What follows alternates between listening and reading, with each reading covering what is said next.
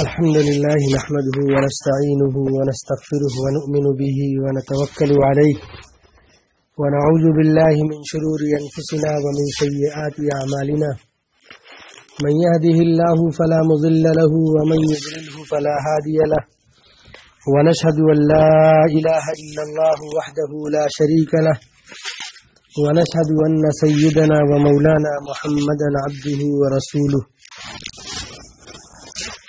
أما بعد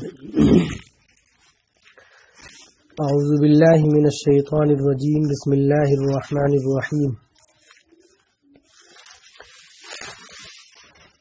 والعصر إن الإنسان لفي خسر إلا الذين آمنوا وعملوا الصالحات وتواصوا بالحق وتواصوا بالصبر صدق الله العظيم. اللہ رب العزت کا بہت بڑا کرم ہے، بہت بڑا احسان ہے کہ اللہ رب العزت نے بغیر کسی محنت کے ایمان کی دولت سے ہم سب کو سرفراز کیا ہے. یہ بہت بڑا اللہ کا کرم ہے، بہت بڑا کرم ہے. اللہ رب العزت کی اس نعمت کا کوئی مقابل نہیں ہے. اس نعمت کو محسوس کرنا چاہیے، اس کے بارے میں سوچنا چاہیے کہ اللہ نے کتنی بڑی نعمت ہم کو اس طرح سے دے دی ہے کہ اس نعمت کو لینے میں ہماری کسی محنت کا کوئی دخل نہیں ہے. یہ اللہ نے اپنی طرف سے نواز دیا ہے. بس میری بہنوں، جو قیمتی چیز ہمارے پاس ہوتی ہے ہم اس کو بہت ہی سنبھال کر رکھتے ہیں، اس کی دیکھ ریکھ کرتے ہیں، اس کی حفاظت کرتے ہیں. اتنی بڑی نعمت اللہ نے ہم کو دی ہے، ایمان کی نعمت، ایمان کی دولت، اسے بھی بہت سنبھال کر رکھنے کی ضرورت ہے. جس شخص کے پاس کوئی پشتینی مکان یا جائیداد ہوتی ہے، یا جن بہنوں کے پاس زیورات ہوتے ہیں، بڑی سی بڑی پریشانیاں آ جاتی ہیں، انسان جلدی انہیں بیچتا نہیں ہے. سوچتا ہے کہ اپنی اولاد کو منتقل کر دیں گے، کیسے اپنا پشتینی مکان بیچ دیں، اپنی جائیداد کیسے بیچ دیں، زیور کیسے بیچ دیں. مصیبتوں پر انسان صبر کرتا ہے لیکن ان ساری چیزوں کو بیچتا نہیں ہے. سوچتا ہے کہ ہمارے آباء و اجداد کی یہ نشانیاں ہیں، ہم انہیں کیسے بیچ سکتے ہیں.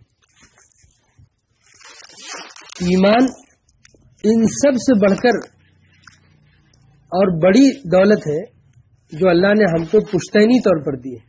ماں باپ سے ایمان ہمیں ملا ہوا ہے، کلمے کی دولت ماں باپ سے ملی ہوئی ہے، نسلاً ایمان ہمارے اندر آیا ہے، وراثتاً ایمان ہمارے اندر آیا ہے.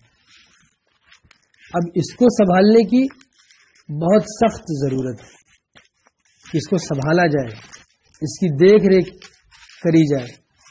یہ گھٹنے بڑھنے والی چیز ہے. ایمان جو ہے یہ گھٹنے بڑھنے والی چیز ہے. ذرا اس کو سمجھیے گا.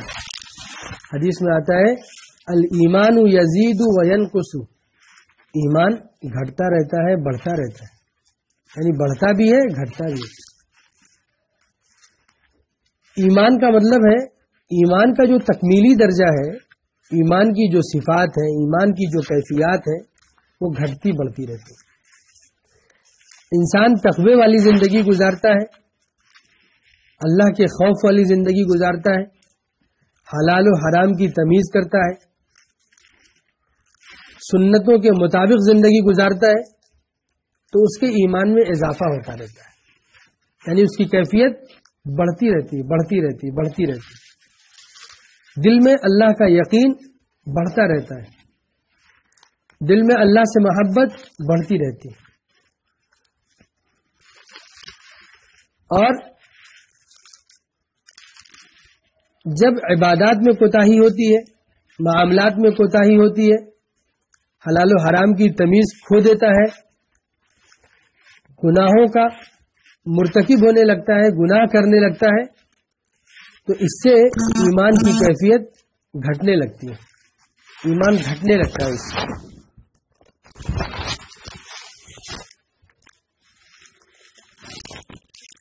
پھر نوافل میں مزہ نہیں آتا، نوافل میں دل نہیں لگتا، تہجد میں اٹھنے کی توفیق نہیں ہوتی، نماز پڑھنے کا جی نہیں چاہتا، یعنی نیکیوں کی رغبت ختم ہونے لگتی ہے، چہرے سے تقویٰ کے اثرات ختم ہونے لگتے ہیں۔ یہ ساری چیزیں اس بات کی علامت ہے کہ ایمان گھٹ رہا ہے۔ کیسے گھٹ رہا ہے؟ گناہ کرنے کی وجہ سے۔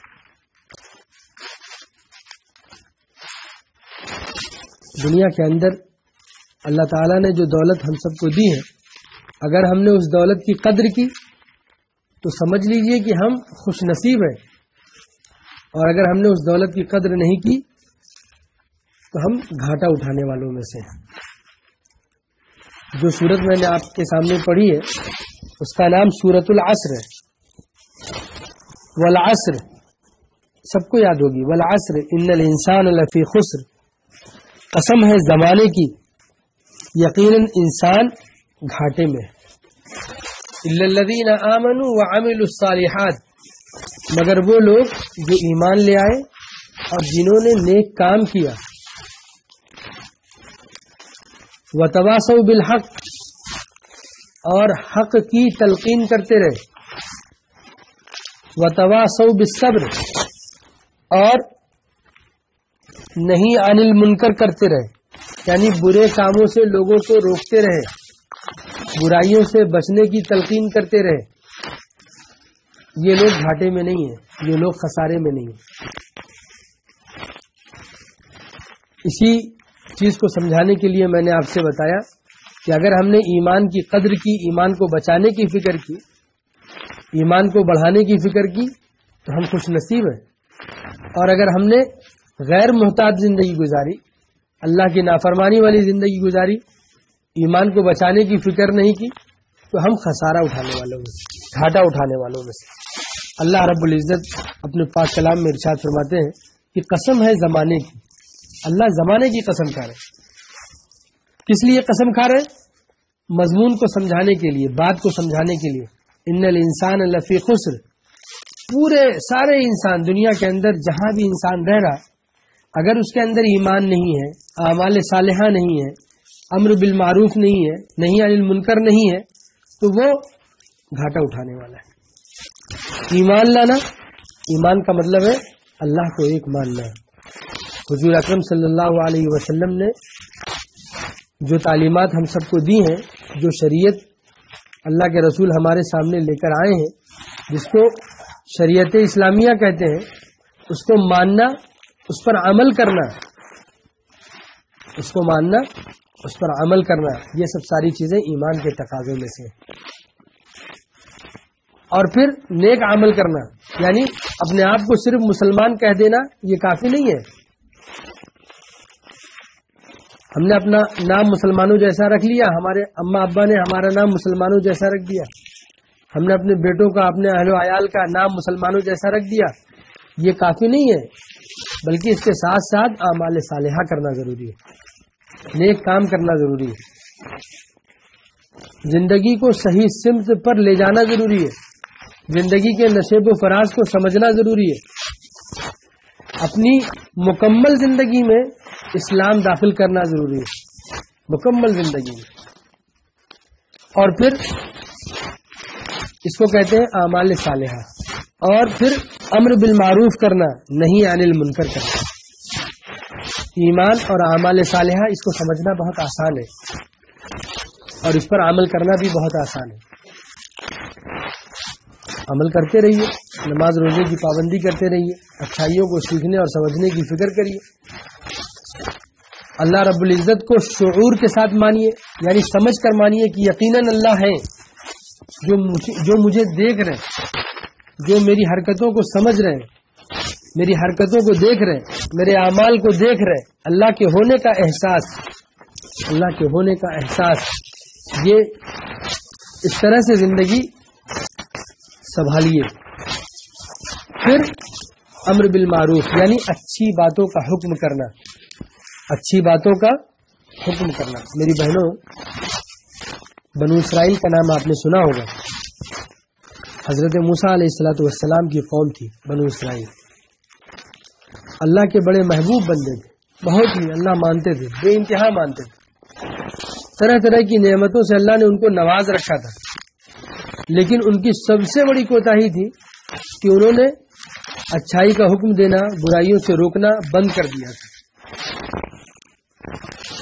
انہیں کسی سے کوئی مطلب نہیں رہتا، ہر چیز کو اوائڈ کرتے تھے کہ مجھ سے کیا مطلب، میرا بیٹا نماز نہیں پڑھ رہا تو مجھ سے کیا مطلب، میری بہن اگر نماز نہیں پڑھ رہی تو مجھ سے کیا مطلب، میرے گھر میں لوگ شریعت اسلامیہ کو اگر پامال کر رہے ہیں، شریعت اسلامیہ کے خلاف عمل کر رہے ہیں تو مجھ سے کیا مطلب، میں تو نماز پڑھتی ہوں، میں تو ذکر اذکار کرتی ہوں۔ یہ مزاج بنو اسرائیل کا بن گیا تھا، جس کی بنیاد پر اللہ رب العزت نے ان کے اوپر اپنا غضب نازل کیا، اپنا عذاب اتارا۔ تاریخ میں بے شمار اس طرح کے واقعات ہیں کہ ایک مرتبہ فرشتوں کو حکم ملا بنو اسرائیل کی کسی بستی کو الٹنے کا، کہ اس بستی کو الٹ دیا جائے۔ فرشتوں نے جواب دیا کہ اللہ، اس بستی میں آپ کا ایک بندہ بھی ہے جو سالہ سال سے آپ کی عبادت کرتا ہے، اس نے آپ کی کبھی نافرمانی نہیں کی، بڑے لمبے سجدے کرتا ہے، یعنی بڑی تقوی والی زندگی گزارتا ہے، پھر ہم اس بستی کو کیسے الٹ دیں؟ اگر اس بستی کو ہم نے الٹ دیا تو وہ بھی ہلاک ہو جائے گا۔ تو اللہ رب العزت نے جواب دیا کہ وہ عبادت تو کر رہا ہے، لیکن اس نے لوگوں کو برائیوں سے روکنا چھوڑ دیا، لوگوں کو اچھائیوں کی طرف بلانا اس نے چھوڑ دیا، اس لیے پوری بستی کے ساتھ ساتھ اس کو بھی الٹ دیا جائے۔ آج مسلمانوں میں ایک بہت بڑی کمی ہے، ہمارے معاشرے میں ایک بہت بڑی کمی ہے کہ ہم چیزوں کو اوائڈ کرتے ہیں، چیزوں کو نظر انداز کرتے ہیں۔ ہماری اولاد دینی تعلیم سے دور ہے اور ہم انتہائی لاپرواہی کے ساتھ اس چیز کو نظر انداز کرتے ہیں۔ بچہ چھوٹا رہتا ہے تو آج ہمارے معاشرے میں، ہمارے گھروں میں اس بات کا اہتمام تو ہے کہ اگر بچہ چھوٹا ہے تو چلو اس کے لیے ٹیوشن لگا دیا جائے، ہم اس کو سمجھانے کی فکر کرتے ہیں، اس کے پیچھے پریشان رہتے ہیں، اس کو پڑھانے کی فکر کرتے ہیں۔ لیکن جب وہی بچہ بڑا ہو جاتا ہے، 16 17 18 سال کی عمر کو ہو جاتا ہے، گریجویشن وغیرہ میں پہنچ جاتا ہے یا پھر تعلیم چھوڑ دیتا ہے، کمانے لگتا ہے، تو ماں باپ پھر اسے نہیں ٹوکتے، اسے نماز کے لیے نہیں کہتے۔ ایک بار دو بار نماز کے لیے کہہ دیا تو کہتے ہیں کیا بار بار نماز کے لیے کہے، مانتا ہے ہی نہیں۔ بہت سارے لوگ کہتے ہیں مولانا بہت کہتے ہیں، مانتا ہی نہیں۔ بزرگوں نے لکھا ہے کہ اپنی اولاد کی دنیا بنانے کے لیے انسان مرتے دم تک فکر مند رہتا ہے۔ اپنی اولاد کی دنیا بنانے کے لیے، اسے اپنے پیروں پر کھڑا کرنے کے لیے، اس کو اچھے سے پڑھانے کے لیے، اس کو کاروبار کرانے کے لیے انسان مرتے دم تک فکر مند رہتا ہے۔ اولاد بڑی ہو گئی، اس کی شادی ہو گئی، اس کے بچے ہو گئے، لیکن اگر اس کا کاروبار صحیح نہیں ہے، اسے نوکری نہیں مل رہی ہے، ماں باپ پریشان رہتے، فکر مند رہتے، کوششیں کرتے ہیں۔ لیکن دین کے معاملے میں پھر ماں باپ کی ساری ہمدردی نہ جانے کہاں کھو جاتی ہے۔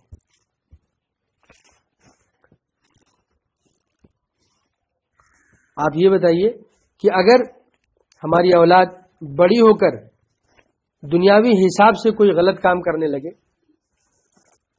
بیمار ہو جائے، کسی غلط عادت کی شکار ہو جائے، دکان یا نوکری پر نہ جائے، تو ہم تو فکر مند ہوتے ہیں، ہمارے ماں باپ فکر مند ہوتے ہیں، ہم لوگ فکر مند ہوتے ہیں۔ لیکن نماز روزے میں کوتاہی، تلاوت میں کوتاہی، ذکر و اذکار میں کوتاہی وہی اولاد کرتی ہے، لیکن ہمیں کوئی فکر نہیں ہوتی۔ یہ بہت ہی خطرناک بات ہے، بہت ہی خطرناک بات ہے۔ آج اگر ہم نے اپنی اولاد کی فکر نہیں کی تو آگے چل کر وہ اپنی اولاد کی کتنی فکر کر سکتے ہیں. اگر ہم نے ان کے پیچھے 1 گھنٹہ دین کے حساب سے لگایا ہے تو وہ اپنی اولاد پر آدھا گھنٹہ لگا لے بہت بڑی بات ہے. پھر ان کی اولاد 15 منٹ لگا لے بہت بڑی بات ہے. پھر ان کی اولاد تو لگائے گی ہی نہیں. اسی طرح سے نسلوں سے دین نکلتا ہے. دین جو نسلوں سے نکلتا ہے اسی طرح سے نکلتا ہے. دنیا کے مختلف ایسے حصے ہیں میری بہنوں، دنیا کے مختلف ایسے حصے ہیں جہاں پہلے 100% مسلمان آباد تھے اور آج وہاں مسلمانوں کی آبادی ختم ہو چکی ہے. آپ نے اندلس کا نام سنا ہوگا، اسپین کا نام سنا ہوگا آپ نے. اسپین بہت بہترین ملک ہے، بہت شاندار ملک ہے، دنیاوی حساب سے بہت ہی سبز و شاداب ملک ہے اور بہت ہی ترقی یافتہ ملک ہے. اسپین کہا جاتا ہے اسے. اور پہلے اس کا نام اندلس تھا. بہت سارے لوگوں نے پڑھ رکھا ہوگا، سن رکھا ہوگا. مسلمانوں کی حکومت تھی اندلس میں. سالہ سال تک 800 سال تک مسلمانوں نے اس ملک پر بادشاہت کی اور بڑی شاندار طریقے سے بادشاہت کی. اسپین کو فتح کیا تھا طارق ابن زیاد نے. بڑا مشہور یہ واقعہ ہے طارق ابن زیاد کا. طارق ابن زیاد افریقہ سے فوجوں کو لے کر گیا تھا اور جب وہ اندلس پہنچا، پیچھے سمندر، آگے دشمنوں کا ملک، اس نے اپنی ساری کشتیاں جلا دی. لوگوں نے پوچھا کہ ارے تم نے کشتیاں جلا دی، اگر ہمیں بھاگنا پڑا، ہم کامیاب نہیں ہوئے، ہمیں بھاگنا پڑا تو کیسے بھاگیں گے؟ تو اس نے بڑا تاریخی جملہ کہا تھا کہ ایک ایمان والا، ایک مومن جہاد سے بھاگ نہیں سکتا. اس کی قسمت میں یا تو فتح ہے اور یا تو شہادت ہے. میں نے کشتیاں اسی لیے جلائی ہیں تاکہ فوج یہ سمجھ لے کہ یا تو ہمیں اسے فتح کر کے یہاں بادشاہت کرنی ہے اور یا تو پھر ہمیں مر کر اسی مٹی میں دفن ہو جانا ہے، شہادت کا مرتبہ پانا ہے. طارق ابن زیاد کے یہ تاریخی جملے ہیں. اسی کے ذریعے اندلس فتح ہوا اور 800 سال مسلمانوں کی حکومت رہی. بہت ترقی کیا مسلمانوں نے وہاں پر. سائنسی اعتبار سے بڑی ترقی کیا. بڑی بڑی مسجدیں، بڑی بڑی یونیورسٹیاں، بڑی بڑی تجربہ گاہیں، یہ ساری چیزیں آج بھی وہاں پر موجود ہیں. لیکن مسلمان، جب عیسائیوں نے اندلس پر قبضہ کیا تو مسلمان صاف ہو گئے، ختم ہو گئے مسلمان. آج وہاں پر 1% مسلمان نہیں، 1% مسلمان نہیں ہے اندلس میں. کیوں؟ اس لیے کہ مسلمانوں نے اپنی نسلوں میں دین کو پھیلانے کی فکر نہیں کی. وہ یہ سمجھتے رہے کہ ہماری حکومت ہے، حکومت کا کام ہے دین پر چلانے کی فکر کرنا، دین کو باقی رکھنے کی فکر کرنا. یہ ساری چیزیں حکومت کی ذمہ داریوں میں سے. انہوں نے محنت نہیں کی. حکومت ختم ہوئی تو دین بھی ختم ہو گیا. جب حکومت ختم ہوئی تو دین بھی ختم ہو گیا. ہندوستان میں مسلمانوں کی حکومت تھی، مغلیہ سلطنت تھی. آپ سب لوگوں نے سن رکھا ہے، اکبر بادشاہ تھا، ہمایوں بادشاہ تھا، اورنگزیب، شاہ جہاں، جہانگیر، یہ سب سارے مسلمان بادشاہ تھے. یہاں پر علماء کرام، مدارس کے لوگ، مکاتب کے لوگ اور بڑے بڑے علماء کرام، ان لوگوں نے محنت کی کہ عام لوگوں میں دین باقی رہے. اس کا تعلق بادشاہت سے نہیں تھا، حکومت سے نہیں تھا. عام لوگوں کی محنت، یعنی لوگوں نے، مسلمانوں نے محنت کی کہ ہماری زندگی میں دین بچا رہے، ہمارے گھر میں دین رہے، ہماری نسلوں میں دین رہے. تو حکومت جانے کے بعد بھی الحمدللہ ہندوستان میں مسلمان موجود ہیں. مسلمانوں کی حکومت چلی گئی، 1857 سے پہلے ختم ہو گئی. 150 سال کا عرصہ گزر چکا، بلکہ 250 سال کا عرصہ مسلمانوں کی حکومت کو ختم ہوئے ہو گیا. لیکن کیا مسلمان ہندوستان سے ختم ہو گئے؟ نہیں، الحمدللہ ہندوستان میں آج بھی مسلمان ہیں اور بڑی شان سے. پریشانیاں تو آتی رہتی، ہر جگہ آتی ہے. مسلمان آج بھی ہندوستان میں. یہ مسلمان کیسے ہیں ہمارے درمیان؟ آپ خود سوچئے، ہمارے گھروں میں دین کیسے بچا ہوا ہے؟ اس لیے کہ ہمارے ماں باپ نے اس کی فکر کی. ہمارے ماں باپ نے ہماری تعلیم مدرسوں میں کی، مکتبوں میں کی، اور پھر کالجوں میں بھی پڑھایا. پھر لوگ ڈاکٹر بھی بنے، لوگ انجینئر بھی بنے، لوگ سائنٹسٹ بھی بنے. لیکن ان کی بنیادی تعلیم چونکہ مدرسوں میں ہوئی، مکاتب میں ہوئی، ان کے گھر میں دین تھا، اس لیے لوگ آج مسلمان نظر آ رہے ہیں۔ اگر ہم نے اپنی نسلوں میں دین باقی رکھنے کی فکر نہیں کی، ہم نے اپنی اولاد کو دیندار بنانے کی فکر نہیں کی، تو ہماری نسلوں سے دین نکل جائے گا۔ اور میں نے آپ کو بتایا، کاؤنٹ کر کے بتایا کہ آج اگر ہم 1 گھنٹہ اپنے بچے پر لگا رہے تو 25 سال کے بعد، آگے چل کر 25 سال کے بعد، 30 سال کے بعد ہماری اولاد کے پاس اتنا بھی وقت نہیں ہوگا کہ وہ اپنے بچوں پر 1 گھنٹہ لگا سکیں، وہ آدھا گھنٹہ لگائیں گے، پھر 15 منٹ لوگ لگائیں گے۔ یعنی نتیجہ یہ نکلے گا کہ 100 سال آتے آتے مسلمانوں کی زندگیوں سے دین نکل جائے گا، اگر انہوں نے لاپرواہی کی، اگر انہوں نے لاپرواہی کی تو۔ اس لیے میری ماؤں بہنوں، قرآن کریم کی یہ آیت جو بتا رہی ہے وَتَوَاصَوْا بِالْحَقِّ وَتَوَاصَوْا بِالصَّبْرِ، یعنی امر بالمعروف کرنا، اچھی باتوں کا حکم کرنا، اچھی باتوں کے بارے میں لوگوں کو بتلانا۔ لوگوں کو بتلانا، ہمارے یہاں ایک بیماری اور بھی ہے، بہت بڑی بیماری ہے، کہ ہم جب سمجھانے کی بات کرتے ہیں نا تو ہم یہ سمجھتے ہیں کہ دوسروں کو سمجھانا ہے۔ سب سے پہلا کام جو شروع ہوتا ہے وہ اپنے آپ سے اور اپنے گھر سے شروع ہوتا ہے۔ سب سے پہلا کام، اگر مجھے نماز کی نصیحت کرنی ہے تو مجھے نماز کا پابند بننا ہے، مجھے اپنی بیوی کو نماز کا پابند بنانا ہے، مجھے اپنے شوہر کو نماز کی تلقین کرنی ہے، یہ آپ سوچئے، مجھے اپنی اولاد کو نماز کی فکر کرانی ہے، پھر دوسروں کا نمبر آتا ہے، پھر پاس پڑوس کا نمبر آتا ہے۔ اگر آپ نے اپنے بچوں پر وقت لگایا، محنت صرف کی، ان کو نماز کا پابند بنانے کی فکر کی، پھر آپ پڑوس سے کہیں گے کہ آپ اپنے بچوں کی فکر کریں تو ان کے اوپر اثر ہوگا۔ اور اگر آپ کا بچہ خود نماز کے لیے نہیں جا رہا ہے، نماز سے کوتا ہے، تو پھر آپ اپنے پڑوس میں کہیں گے کہ اپنے بچوں کو نماز کے لیے بھیجیے، تو آپ کی بات سننے والا کون ہے؟ کون سنے گا بات؟ لوگ یہی کہیں گے کہ اپنا گھر دیکھتے نہیں، دوسروں کو نصیحت کریں۔ نمازی بنانا یہ ہمارا کام نہیں ہے۔ یعنی نمازی بنانے کا مطلب کیا ہے؟ یعنی یہ ضروری نہیں کہ میں سمجھاؤں میری اولاد سمجھ جائے۔ چھوٹا ہے تو انسان زبردستی پڑھا دیتا ہے، ڈنڈا مار کے مسجد بھیج دیتا ہے، لیکن اولاد بڑی ہو گئی، 20-22 سال 25 سال کی عمر کی ہو گئی، آپ ڈنڈے سے مسجد نہیں بھیج سکتے، آپ ڈنڈے سے مسجد نہیں بھیج سکتے۔ یہ نہیں کہا جا رہا کہ ڈنڈے سے مسجد بھیج دیجیے، نہیں، لیکن آپ فکر کریے، آپ کے دل میں درد ہونا چاہیے۔ اگر اولاد دین سے دور ہے تو دل میں درد ہونا چاہیے، فکر ہونی چاہیے۔ اللہ کے سامنے جب دعا کے لیے ہاتھ اٹھے تو آنکھوں سے آنسو گرنا چاہیے کہ اللہ میری اولاد میری نہیں سنتی، نماز کے لیے نہیں جاتی۔ اگر اولاد بیمار ہو جاتی ہے تو ماں روتی ہے، اس کے غم میں روتی ہے، اس کے لیے روتی ہے۔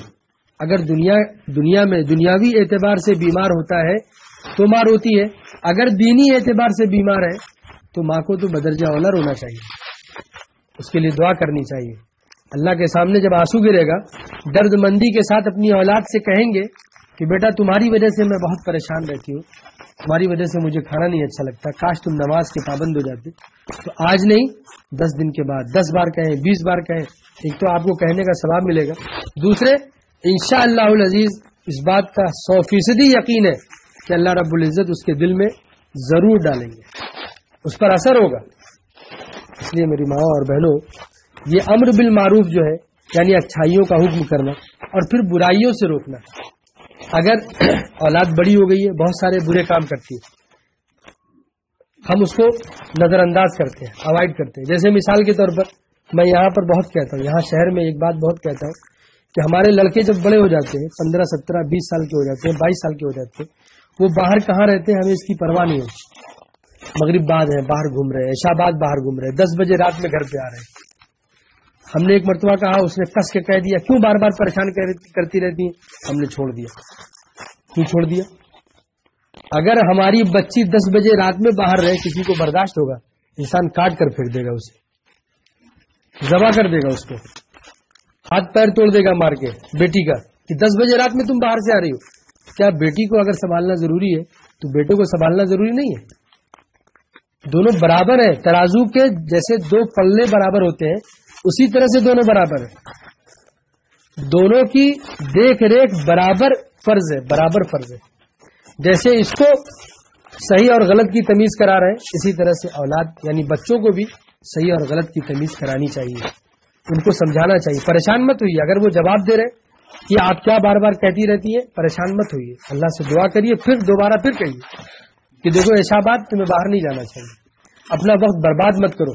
مثالیں اس کو دیجیے، سمجھائیے کہ حضرت عمر رضی اللہ تعالیٰ عنہ کے زمانے میں اگر کوئی شخص یوں ہی بیکار بیٹھا رہا کرتا تھا تو حضرت عمر اس کو کوڑے مارتے تھے کہ بیکار کیوں بیٹھے ہو، یا تو دنیا کا کام کرو، محنت مزدوری کرو، اور یا تو پھر عبادت کرو، اللہ کی عبادت کرو، اپنی نالج بڑھاؤ، اپنا علم بڑھاؤ، گھر بیٹھ کر مطالعہ کرو. چلو ابھی نوکری نہیں لگ رہی ہے، تمہارا ویزا نہیں آیا، یا تم دکان نہیں جانا چاہ رہے تو تم گھر میں رہو، اپنے چھوٹے بھائی بہنوں کو دیکھو، اپنی نالج بڑھاؤ، اپنا علم بڑھاؤ، ذرا تلاوت کرو، اپنا قرآن صحیح کرو، مسجد میں جا کر امام کے پاس بیٹھو. اس طرح کی نصیحتیں اس کو کریے، اس طرح سے سمجھائیے، چھوڑیے نہیں، اللہ کے واسطے نہ چھوڑیے. میں بار بار کہا کرتا ہوں اور دیکھتا ہوں، مجھے بڑا دکھ ہوتا ہے کہ ہم نے اوائڈ کرنا سیکھ لیا، چھوڑنا، ارے چھوڑو ہٹاؤ، بڑا ہوگا سمجھ جائے گا. ارے کیسے سمجھ جائے گا؟ بڑا ہوگا سمجھ جائے گا، کیسے سمجھ جائے گا؟ نماز کا کہاں سے پابند ہو جائے گا؟ اگر ہم نے شروع سے فکر نہیں کی تو حلال و حرام کی تمیز کیسے آ جائے گی؟ آج بچے، نوجوان، مسلم قوم کے نوجوان، چاہے وہ اعظم گڑھ کے ہو، کسی بھی جگہ کے ہو، پوری دنیا کے مسلم قوم کے جو نوجوان ہیں انہیں حلال اور حرام پتہ ہی نہیں ہے. کیوں؟ اس لیے کہ انہوں نے تعلیم حاصل ہی نہیں کی، انہوں نے علم دین حاصل نہیں کیا. گھر میں ہم نے حافظ جی لگا رکھا تھا، حافظ جی نے قرآن کریم پڑھا دیا، حافظ جی نے تعلیم الاسلام پڑھا دیا، وضو کرنا سکھا دیا، نماز پڑھنا سکھا دیا،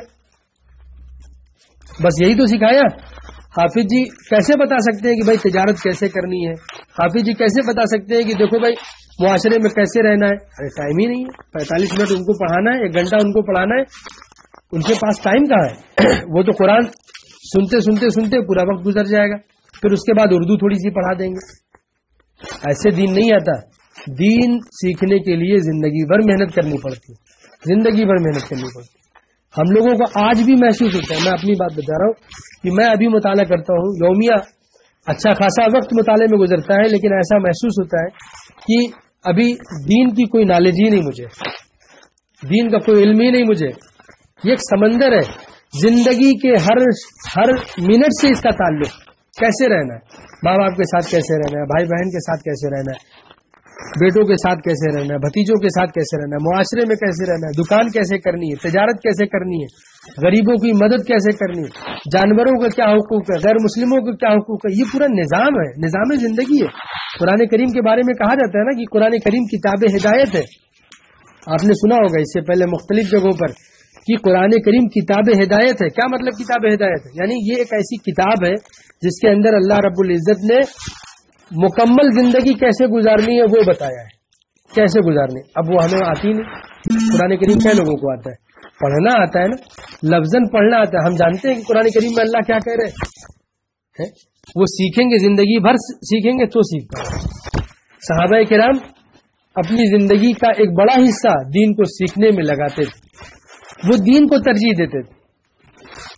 یعنی ان کے لیے دین اصل تھا، ان کے لیے دین اصل تھا، بقیہ سارے کام اس کے تحت تھے.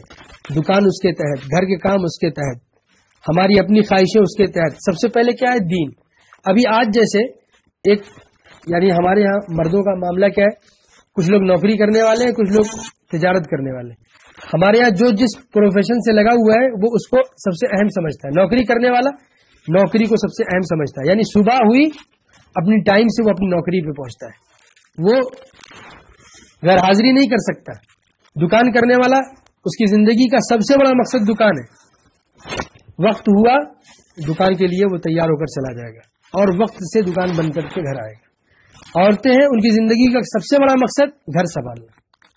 یہ مقاصد ہماری زندگی کے مقاصد ہے جس کے آس پاس ہماری زندگی گھوم رہی ہے. صحابہ کرام کی زندگیوں کا یہ مقصد نہیں تھا، ان کی زندگی کا مقصد دین تھا. ان کی زندگی کا مقصد دین تھا. یہ ساری چیزیں اس کے تابع تھیں. چونکہ ہمیں کھانا کھانا ہے اس لیے تجارت کرنی پڑے گی، ہمیں کھانا کھانا ہے اس لیے نوکری کرنی پڑے گی، ہمیں پیسے کی ضرورت ہے کھانے کے لیے، کپڑے کے لیے، بچوں کی تعلیم کے لیے، اس لیے ہمیں نوکری کرنی پڑے گی، اس لیے ہمیں تجارت کرنی پڑے گی، اس لیے گھر کے کام ہے. ساری چیزیں ہیں، لیکن سب سے پہلے ہمیں دین کو ترجیح دینا ہے، دین سیکھنا ہے. ہمیں اس کے لیے 2 گھنٹہ نکالنا ہے، ہمیں اس کے لیے 1 گھنٹہ نکالنا ہے. دین کا کوئی تقاضا آ جائے تو ہمیں سب سے پہلے دین کے تقاضے پر عمل کرنا ہے. اس کے لیے اپنی اولاد کو پیچھے ذرا رکھنا ہے، اپنے ماں باپ کو ذرا پیچھے رکھنا ہے، اپنی فیملی کو ذرا پیچھے رکھنا ہے، اپنی تجارت کو ذرا پیچھے رکھنا ہے، دین کو ترجیح دینا. اسی کو تو قرآن کریم میں کہا ہے النبی اولا بالمؤمنین من انفسہم وازواجہ امہاتہم. النبی اولا بالمؤمنین انفسہم، یعنی تمام مؤمنوں کے لیے سب سے زیادہ جو قریبی ہو سکتا ہے وہ نبی ہے، سب سے زیادہ قریبی. یعنی سب پر نبی کو ترجیح ملے گی. نبی کو ترجیح دینے کا کیا مطلب ہے؟ یعنی نبی اور نبی والے اخلاق، نبی کی سنتیں، نبی والا دین، یہ سب پر ہمیں حاوی کرنا ہے. میری بہنوں، جو حالات چل رہے ہیں، جس طرح کے حالات ہیں پورے ملک میں، پوری دنیا میں، یہ حالات یقیناً ان حالات کا یہ تقاضا ہے کہ ہم تھوڑا سا وقت اس بات پر لگائیں کہ اپنی اولاد کی صحیح تعلیم و تربیت کر سکیں، اپنے گھر میں امر بالمعروف کر سکیں، اپنے شوہر کو اچھی باتوں کی تلقین کر سکیں، ان کو بری باتوں سے روک سکیں، اپنی اولاد کو، اپنے رشتہ داروں کو، اپنے بھائی بہنوں کو دین کی طرف راغب کر سکیں. اگر دیکھیں کہ ان کے اندر کوئی ایسی چیز ہے، کوئی ایسی کمی ہے جو خلاف شرع ہے، تو ان پر ان کو ٹوکیں. یہ ہمارا فرض ہے، یہ ہمارا فرض منصبی ہے. اگر ہم نے اس میں کوتاہی کی تو پھر دین نسلوں سے نکل جائے گا. اللہ رب العزت کو ہمارے دین کی ضرورت نہیں ہے، ہم کو ہمارے دین کی ضرورت ہے. اگر ہم نے دین بچانے کی فکر کی تو ہماری زندگیوں میں دین بچا رہے گا. ایسا نہیں ہے کہ ہم یہ سوچ لیں کہ بھائی اللہ کا دین ہے، اللہ جیسے چاہیں گے ویسے بچے گا. ارے یہ تو یقیناً یہ بات تو برحق ہے کہ اللہ کا دین ہے، قیامت تک رہے گا. لیکن اگر ہمارے دل میں طلب نہیں رہے گی تو اللہ تعالیٰ اس کو ہماری زندگیوں سے نکال کر غیروں کی زندگیوں میں داخل کر دیں گے، غیر مسلموں کی زندگیوں میں داخل کر دیں گے. ہم نے اپنی آنکھوں سے دیکھا ہے دین کی طلب، دین کی جستجو، دین کا علم حاصل کرنے کی جو للک نو مسلموں میں ہوتی ہے وہ مسلمانوں میں نہیں ہوتی. ہم نے اپنی آنکھوں سے دیکھا. کیوں؟ اس لیے کہ اللہ رب العزت نے ان کو دین کی طلب دی، انہوں نے دین کو قبول کیا. اس لیے اگر ہم بھی دل سے دین کی طلب پیدا کریں گے، دین کو قبول کرنے کی فکر کریں گے، دل سے کوشش کریں گے کہ دین ہمارے گھر میں آئے، ہماری زندگیوں میں آئے، ہمارے بچوں میں آئے، امر بالمعروف کی اہمیت کو سمجھیں گے، نہی عن المنکر کی اہمیت کو سمجھیں گے، ایمان اور اعمال صالحہ کی اہمیت کو سمجھیں گے، تو اللہ رب العزت کی طرف سے مدد بھی اترے گی. میں نے کہا نا کہ جیسے بچے اگر بات نہیں مانتے ہیں تو گھبرائیے نہیں، آپ طلب کے ساتھ اللہ سے مانگیے، طلب کے ساتھ کہیے، درد مندی کے ساتھ کہیے، یقیناً اللہ رب العزت اس کے دل میں اثر پیدا کرے گا. اللہ رب العزت ہم سب کو کہنے اور سننے سے زیادہ عمل کرنے کی توفیق مرحمت فرمائے. دعا کریں. اللهم صل على محمد وعلى ال محمد كما صليت على ابراهيم وعلى ال ابراهيم انك حميد مجيد. اللهم بارك على محمد وعلى ال محمد كما باركت على ابراهيم وعلى ال ابراهيم انك حميد مجيد. ربنا ظلمنا انفسنا وان لم تغفر لنا وترحمنا لنكونن من الخاسرين. ربنا آتنا في الدنيا حسنة وفي الآخرة حسنة وقنا عذاب النار. یا اللہ ہمارے گناہوں کو معاف فرما دیجیے، یا اللہ ہماری خطاؤں کو درگزر فرما دیجیے. یا اللہ حالات بہت خراب ہیں، یا اللہ دنیا کے حالات بڑے خراب ہیں. یا اللہ ایمان والوں پر ہر طرح کی آزمائشیں ہیں، یا اللہ ہم سب کو ان آزمائشوں سے بچا لیجیے. یا اللہ ہم بہت کمزور ہیں، بہت ناتواں ہیں. یا اللہ ہم بہت کمزور ہیں، بہت ناتواں ہیں. یا اللہ ان آزمائشوں کا مقابلہ ہم نہیں کر سکتے. یا اللہ ان آزمائشوں سے ہماری حفاظت فرمائیے. یا اللہ شیطان کے مکر سے ہماری حفاظت فرمائیے. یا اللہ شیطان بہت طاقتور ہے، ہم تو بہت کمزور ہیں. یا اللہ ہم تو بہت کمزور ہیں. یا اللہ آپ کے راستے میں ایک قدم آگے بڑھنا چاہتے ہیں، شیطان 10 قدم پیچھے ڈھکیل دیتا ہے. یا اللہ شیطان کے مکر سے، اس کے شرور سے ہماری حفاظت فرمائیے. یا اللہ اس کے مکر سے، اس کی شرور سے ہماری حفاظت فرمائیے. یا اللہ نفس کے شرور سے ہماری حفاظت فرمائیے.